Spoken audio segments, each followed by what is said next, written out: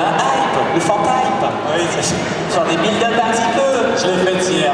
Oui, oui, en plus c'est pour ça que je l'ai reprise, évidemment. Je lui prends tout, je lui prends 50%. Bref. Est-ce que vous êtes hype? Est-ce que vous êtes aussi hype que le Fantype chauve? Je remarque que ça a doublé de volume, hein. C'est toujours ça qui est bon. Du coup, je vous propose de prendre un pouf et de s'installer. Sauf que cette scène de la méditation est assez sympathique. Le problème, c'est que si on s'installe là, les gens qui sont dans le coin, à un niveau, il n'y a rien.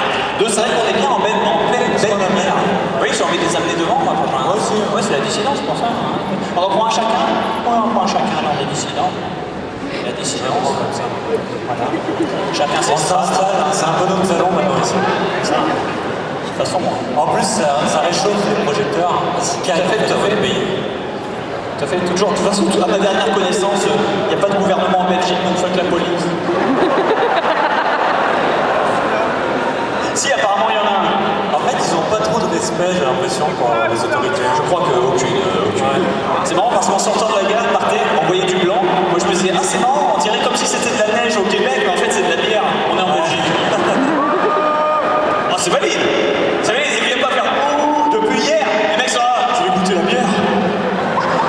Si c'est pas la spécialité régionale, enfin nationale du coup. Oui, nationale pour le coup. Je vois difficilement ce que les frites. Les frites, oui, bien sûr. Et le chocolat, je peux pas savoir mal. Toc, toc, toc. Un petit peu, un cacao matin, n'est-ce pas? Par contre, il y a les gaufres aussi.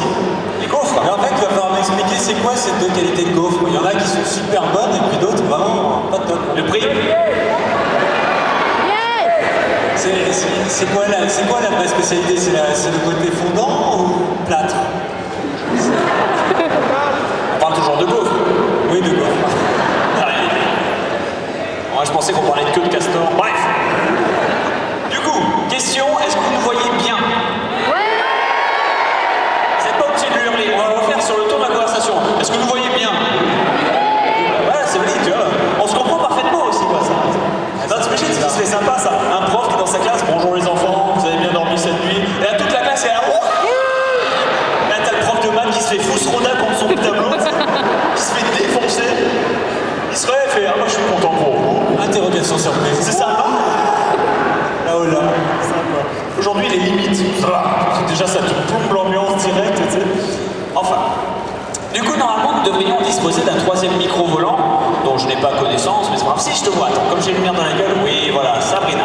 Tu es là, Sabrina, tu es délicieuse, tu es formidable. Fais wouh, Sabrina. Wouh. Et t'as voilà, elle profite. Un petit wouh pour Sabrina. C'est bien parce qu'il n'y a que la moitié avant de la salle et côté qui l'a fait, parce que derrière, ils ne voient pas. Oui, parce qu'ils sont tout loin, ils sont tout au bout, ils sont là. C'est qui ce guignol en rouge là sur scène et le mec à côté, c'est une pub pour Monsieur Propre.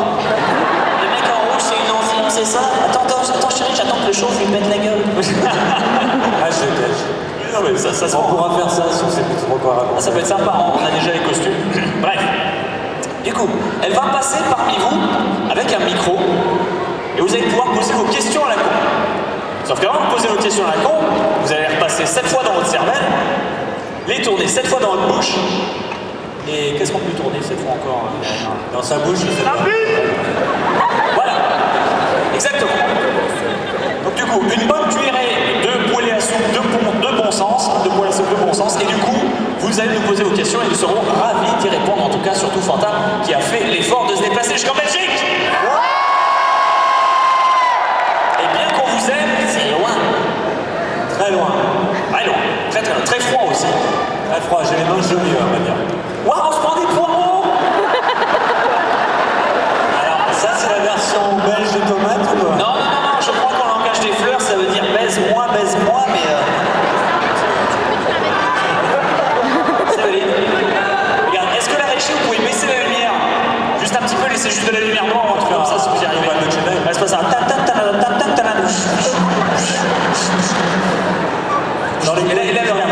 Et là, le dernier, là, tu lâches le courroux, tu mets un revers de la main avec le micro. Un revers de la main avec le micro. Vas-y, d'accord. Ouais, un revers de la main avec le micro. Non, un revers, voilà, comme ça. Genre, tu fais une feinte, regarde. Tu pars le poireau, voilà. Et là, revers de la main. Là, il a dû se péter un truc.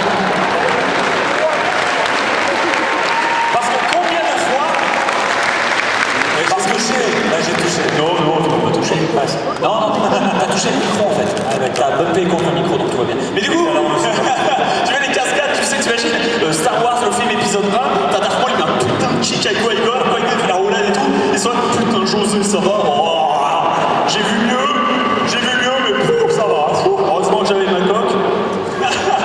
Oh, classique, hein, il en prend tout le temps, bref. Du coup, maintenant que le poireau est en train de se déplacer, est-ce que quelqu'un veut bien pouvoir aller dans le poireau et poser sa question? Je t'en prie, ça va. Et il faut le faire pendant qu'on parle, on essaie de faire diversion et tout, c'est pour ça, vas-y, vas-y. Voilà, j'ai une question. D'abord, je donne mon nom porno. Ah, le nom porno. Alors je vous rappelle le principe du nom porno, c'est votre deuxième prénom suivi de l'animal de compagnie, le nom de votre animal de compagnie, le premier. Exemple. Donc ton nom prénom. Toi. Oui, toi. Tu as un deuxième prénom. Ton deuxième prénom, c'est Marie. Et le premier, le nom de ton premier animal de compagnie, celui dont tu te souviens, ou le tien, enfin celui que tu veux. Marie Simpson. Marie Simpson. Waouh, il n'y a même pas besoin de mettre un titre. C'est génial. Marie Simpson dans... Marie Simpson. Marie Simpson dans Marie Simpson. Voilà, c'est ça. Les valeurs de Marie. Non, c'est Sophie, normalement, mais là, ça marche. C'est du porno, on peut mettre de la merde, on s'en fout. C'est... Voilà. Donc, Du coup, c'est Juval Socrate. Juval Socrate. Ouais. c'est ça là. Non, Juval Socrate. Juval Socrate. La montagne aux apprentis. Juval Socrate. Un truc, comment ça s'appelle? Moi j'aurais maison dit de la caverne, un truc comme ça, la caverne de Merveille. Attends. Je suis en train de réfléchir à un... Oh Pornolympus. Pas mal. Là on a l'aspect grec, on a l'aspect mythologique, on a l'aspect épique. T'as Zeus qui arrive avec sa toge et qui est là, oh mon dieu, je n'ai plus de foudre. Et Phaistos, est-ce que tu veux bien me sucer là? Bref, voilà quoi. Non mais c'est ça, voilà. Bon. Je ne l'ai pas vu non plus, mais il doit exister. C'est ça qui est terrible. C'est formidable. Ça doit être un vrai métier. Je t'en prie, ta question. Ma question, j'ai assisté à la conférence hier et vous parliez d'une part de l'intérêt de commencer des vidéos pour vous, pour ce qu'on aime faire, et de vraiment faire ce qu'on aime et de pas spécialement faire attention à ce que les autres pensaient de ça. Merci de résumer. Et également le fait que les critiques des gens pouvaient vous atteindre vraiment. Pourquoi est-ce qu'il y a cette sorte de paradoxe qui se crée? Pourquoi ça vous atteint autant les critiques négatives de la part... Sérieusement, faut arrêter avec les légumes 5 secondes. Parce que d'abord, le poireau pue la banane, moi je sais plus quoi penser. Hein. Notamment au niveau de Fanta qui disait qu'il ressentait pas mal la pression des abonnés. Pourquoi? Ouais. Bah, écoute, je réponds. Bon, il y a un double effet qui se coule dans YouTube. Il y a le premier qui est très euphorisant, c'est cette rencontre avec un public. Quand tu as la chance de rencontrer un public, hein, malheureusement, il y en a certains qui n'auront pas cette rencontre, malheureusement pour eux. Et c'est assez euphorisant. Mais à partir du moment où tu commences à prendre un petit peu d'ampleur, malgré toi et malgré toute ta bonne volonté, il y a une distance qui se crée entre toi et ton public. Une distance que on essaye, nous, de diminuer, soit en répondant aux commentaires, soit en parlant directement à nos abonnés dans les vidéos, avec des vidéos FAQ, des trucs du genre. Ou en se déplaçant en convention pour répondre à une question publique. Pour répondre comme ça. Et de cette distance, il peut naître une certaine frustration de la part des viewers, soit qui sont venus là un peu parce qu'ils ont vu que tout le monde faisait pareil, mais qu'ils n'aiment pas vraiment ce que tu fais, et dans ce cas-là, ils se lâchent. Ouais, de toute façon, c'est que de la merde ce que tu fais. Et le gars, il ne sait pas pourquoi, il a vu une suggestion de chaîne qui ne lui correspondait pas forcément, ou en tout cas, il ne nous connaît pas. Ou alors parce que le gars, il se sent tellement proche de nous qu'il nous parle comme un pote. Oh, mais t'es qu'un connard, tu vois. C'est comme tu pourrais parler à un ami. Enfin, moi, je parle pas comme ça à mes amis, mais je sais que dans la cour de récré, il y a certains gamins qui se parlent un petit peu à trash talk. Et malheureusement. Mal, c'est important. Ouais, c'est pas mal. Et quand tu trash talk comme ça, tes potes, toi, moi, je peux voir ton visage et je peux voir que c'est pas forcément sérieux ou que je dois pas le prendre personnellement. Mais derrière un ordinateur, c'est juste une petite phrase. S'il n'y a pas le petit smiley qui va bien et tout, ça peut être vachement cinglant et voilà. Tout ça, ce que tu fais, c'est de la merde, t'as pas d'avenir. Ça, ce genre de phrase, ça peut blesser énormément. Alors que, si tu le prends dans l'absolu, regarde-toi, comment tu t'appelles? Pierre? Et tu fais un apprentissage en quoi? T'es juste à l'école? Oui. Ce que tu fais, c'est de la merde, t'as pas d'avenir,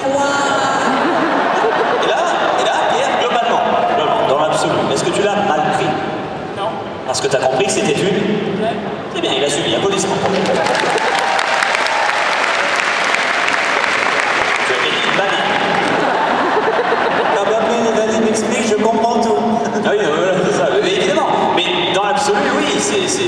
la syntaxe, c'est comme ça. Et parfois, il y en a qui ont vraiment les mauvais sentiments derrière, mais qui n'ont pas de vie, donc ça fout de leur vie et beaucoup de colère ou de haine à exprimer. Et Internet est un expultoire idéal. Expultoire.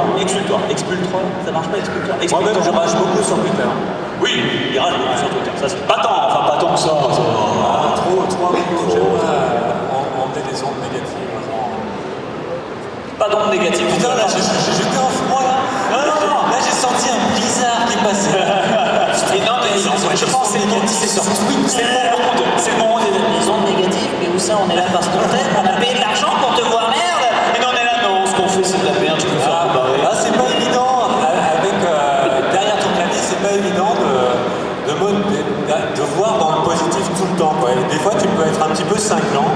Et moi, personnellement, j'essaie de faire attention, c'est pas évident, et encore moins quand t'es jeune. Voilà. Pour ma part, j'arrive à faire le distinguo parce que j'arrive à faire la différence parce que je mets ça en proportion.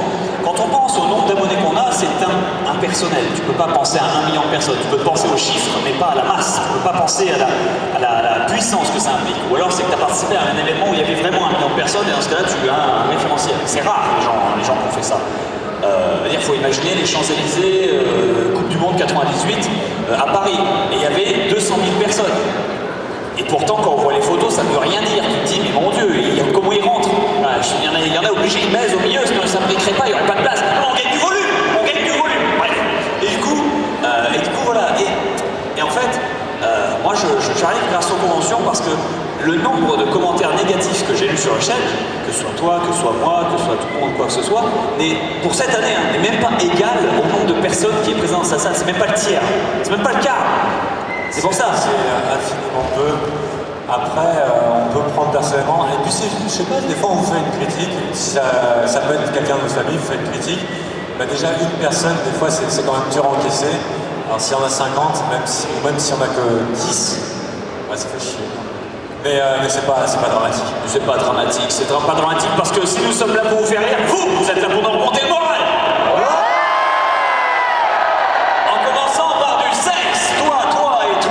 Chambre 495 pour du Sébastien Castellanos. Inspecteur de ton... Nouvelle question. Cœur, c'est bien, cœur, garde ça. Ici. Ton nom, pardon Axel Mao, spécialisé dans les fellations. Axel Mao. Il est spécialiste. Il est un spécialiste, putain. Gorge profonde, principal. Oh là là, il a une ceinture noire, le con. Il porte un petit collier, tu sais. Ceinture noire, deuxième date. Il monte le dame comme ça, tu vois. Le gars peut manger une baguette de pain le matin et 2 le midi. Incroyable. Donc à part bouffer des sandwichs, qu'est-ce que tu fais comme question? Vas-y, je t'en prie. Je voulais vous poser à tous les deux la question, quel est le jeu le plus horrible avec l'histoire la plus horrible, les graphismes les plus horribles quels sont les jeux? Mais vraiment le truc de merde. Moi j'en ai 2. Je te laisse répondre en premier, je vais essayer d'être original. Ouais. Alors le premier, c'est très récent, l'ombre du Mordor sur Xbox 360. Non, l'ombre du Mordor est un excellent jeu. Je me suis éclaté dessus, j'ai eu une super note, parce que moi je me suis vraiment éclaté. Tous les défauts que les gens citaient, pour moi, n'en sont pas. Donc quand on te dit, ouais, mais il y a ça et ça, et que toi la réponse c'est, mais ça me gêne pas, le truc est parfait pour toi, tu vois ce que je veux dire, il n'y a pas de problème. Du coup, par contre, ils ont sorti une version PS3 et X360 qui sont dégueulasses. Mais qui sont dégueulasses à un point où ça en devient comique. Les orques s'envolent, il n'y en a que 5 à l'écran en même temps. Les textures apparaissent en retard. C'est dégueulasse, et un brouillard de guerre, mais t'as l'impression de jouer à Silent Hill 2, sauf là c'est pas un effet de style. Là et t'es sur Xbox 360, c'est incroyable. Les temps de chargement quand t'appuies sur Start pour mettre la pause peuvent monter jusqu'à 9 secondes. T'appuies sur Start, t'es puni. 9 secondes, c'est le temps que ta maman te dit « Mets la pause !» Tu mets la pause, 9 secondes il se passe. Pendant ces 9 secondes, ta maman, elle t'explique toute sa vie, dont tu t'en fous parce que t'as envie de jouer. Et à la fin de ça, elle se barre, et donc toi, tu enlèves la pause parce que 9 secondes se sont écoulées. Mais du coup, il serait écoulé 9 secondes, donc t'as déjà perdu 20 secondes avec ces conneries, la moitié des 3 quarts du temps. Et quand maman revient « Ah oui, au fait, j'ai oublié de te dire que t'es là !» Non, tu dis pas ça, sinon tu te prends un revers de la main matriarcal impeccable comme Fantin tout à l'heure, sauf que c'était patriarcal, c'est pour ça que j'ai volé, faut pas déconner. Et du coup voilà. Et le deuxième jeu, c'était un jeu qui s'appelait Brink. sur Xbox 360, qui était prétendument un jeu multijoueur, prétendument fun, mais qui était de la merde de bout en bout, vendu 60 €. C'était inacceptable. C'est tout. Ouais, alors, moi je vais me faire des ennemis. Mais bon, chacun son avis. Personnellement, Far Cry 3 a été une grande déception en termes de scénario. En termes de scénar. En termes de scénario. Alors, malheureusement, alors je m'explique, hein, bien sûr, après vous êtes d'accord, vous n'êtes pas d'accord, hein, chacun sa vision du monde. Far Cry 3, personnage extrêmement charismatique de Vaas, un mec hyper badass qui t'envoie du rêve tout le temps tellement c'est un psychopathe. Et toi, t'as un personnage de merde qui n'a aucun charisme. En tongue. Et le jeu semble, dans les 3/4 de la durée du jeu, te faire penser que peut-être que t'es schizo et que finalement t'es pas qu'une petite merde. Et peut-être que t'es Vaas en fait. Et en fait, l'idée tombe totalement à plat, puisqu'en fait tu tues Vaas, et puis tu te Et alors tu pars dans... Attends, ça fait pas qu'il est sorti. Mais bon, fallait le pirater, bordel. La description. Je signale que le père de Luc, c'est pas le bonheur. Ah, là par contre, t'es salaud, parce qu'il y en a beaucoup qui n'ont pas vu l'an 2000 dans cette salle. Ouais, non. Voilà, donc, et en fait, voilà, Vaas, moi je voulais un truc à la Fight Club, un mec un peu psycho, un petit peu schizo, et je trouvais ça très fascinant. Malheureusement, Vaas était un simple mec que tu as buté.